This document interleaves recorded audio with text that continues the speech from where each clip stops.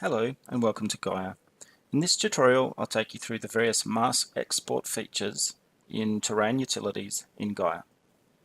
To access terrain utilities we'll go Window, Gaia, Show Manager, Advanced, Utilities, Show Terrain Utilities. The terrain utilities has a whole set of utilities for applying different filters to your terrain, which will change the way the terrain looks, and it also has a bunch of utilities for exporting maps. So an aspect map allows you to export the aspects of the terrain. To execute it, just go Perform Operation. If we scroll down, we've now got an aspect map. We've got the aspects of our terrain.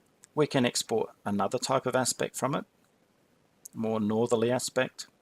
We can export an easterly aspect. And these are quite handy for use as masks as they create different sorts of effects for you. Then we can export our base map. The base map is basically just the colors of the terrain. So if we do that, we've now got a color map of our terrain. You can then also bake an alpha channel. So I like to use things like flow maps to bake in where water would flow, because then you can paint in really interesting textures on top of your terrain. And sometimes, because terrain internally is flipped, you might want to flip your export. So it depends on what you're using your map for as to whether you want to do that or not. The curvature map exports the curvature of our terrain. You can change it and do the average, horizontal, and so on. Again, just experiment with settings that work for you. In this particular terrain, there's not a huge amount of it. Flow map allows us to generate flow maps of our terrain.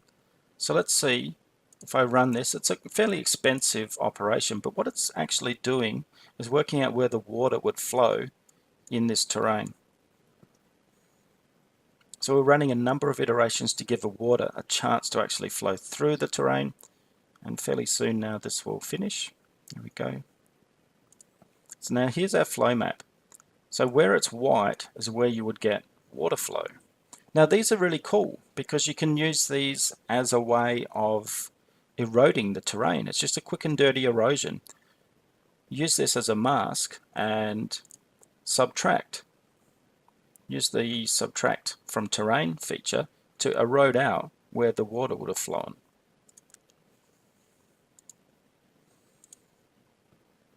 We can export our terrain's height map. So there's our terrain's height map. We can also normalize that so we get the full strength of the height map. And that's quite useful, particularly if you're using it for masking, because you want the strength of the heights of the terrain to come through. You can invert it if you need to. You can also flip it if you need to. So let's invert it. You can get a sense of here, this is low, but we can make the low high by inverting it.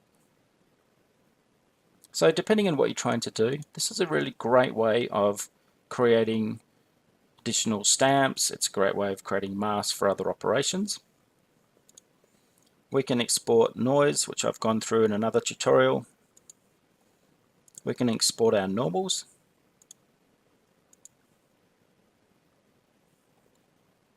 So now I've got a nice set of normals from our terrain. This is great for things like CTS. It's also very powerful when you use it with mesh export and base map export, because you can create detailed meshes to have in the distance. And this is a great way of creating distance scenery which doesn't use up much GPU. To actually get to that feature, just in case you didn't know, it's Window, Gaia, Show Gaia Manager, Advanced, Handy Utilities, Show Mesh Exporter. That will create and export your mesh for you. And then I've already shown you base map export, and now you've got normal map. So that's a great way to create distant features. Exporting masks is very powerful. This is good because it allows you to mix them. So let's go and add our height map in. And then also let's add our noise map. Oops, got to select it. And then let's perform that operation. So what's actually happened here is we've actually blended two masks together.